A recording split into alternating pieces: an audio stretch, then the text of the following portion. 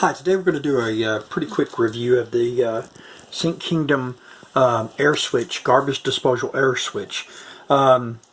It's a very simple thing. You got all the stuff here to mount this under your sink, and then you plug this into your power supply, and then you just plug your garbage disposal into this. And you can mount this button with all the hose and everything up above on the sink top, like on the countertop, like this right here. And what you do is you push this, and that causes this to come on, and it then powers up your garbage disposal. And when you turn loose of it, it turns it off.